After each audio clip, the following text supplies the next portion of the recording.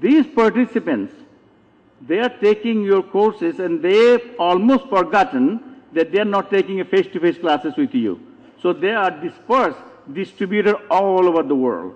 So they will demand just-in-time support. So you better be careful when you're designing online education. Ethical issues is a very major issue. Ethical consideration in learning. There are so many issues, ethical issues involved: plagiarism, learner diversity, geographical diversity, and I'll go into that more detail. So ethical issues is so important in online learning because the students are not with you. They are dispersed all over the world. They are global. They are cross-cultural. So what you need to do, you need to pay attention to who are your customers. Institutional. If you offer an online course, people on the other end who is taking the course will say, well, the course that I'm taking with this online program, is it as good as if I have taken the course face-to-face? So you have to develop your online learning experiences better than even your face-to-face classes. So there will be a quiz after my presentation. Can you all remember this is 8 dimension?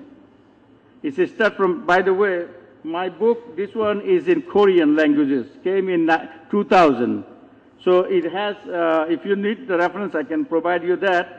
But remember that when you're designing futuristic, flexible e-learning, you put the learner at the center and keep asking the questions along these 8 dimensions so that, and you ask those questions for your instructor, whether the instructor will be happy, or you ask this question for technical support. So more issues that you can think about and you can address them, better off you are. So this presentation will be available, it's in here, also in my website, so you can get to this. There are dimensions, there are sub-dimensions within the 8 dimensions. So within the scope of today's conversation, I'm going to give you some specific example for few dimensions. Pedagogical questions, content.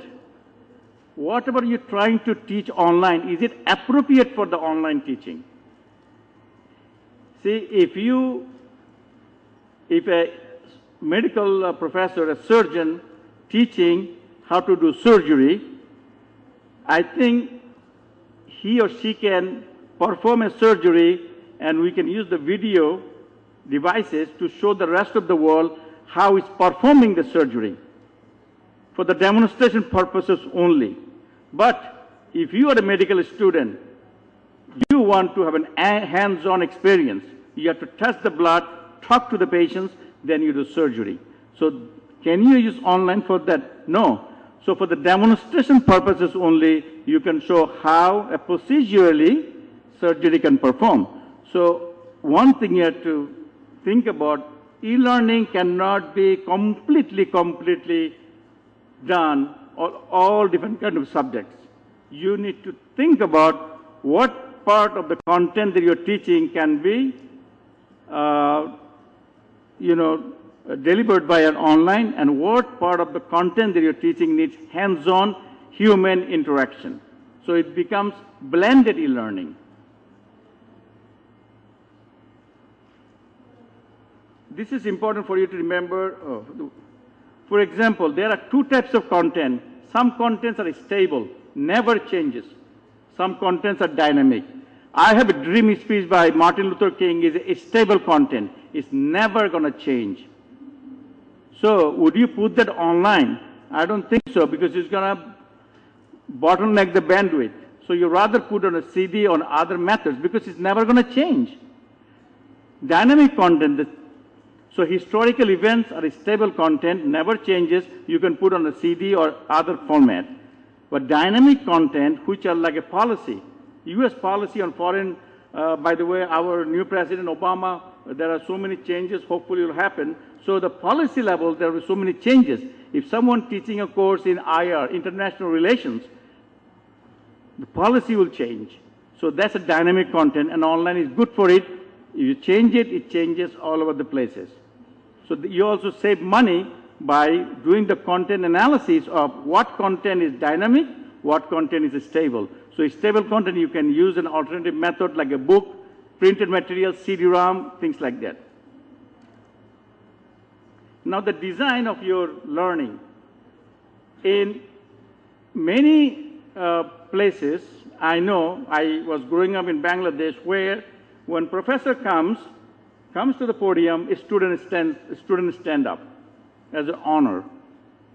So this is also when the professor talks, professor is more like a didactic.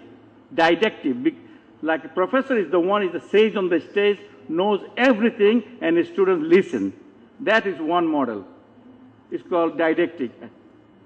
Another model is the facilitative. Professor comes, develops nice resources, and stay on the side and facilitated learning. So if you are designing online education, you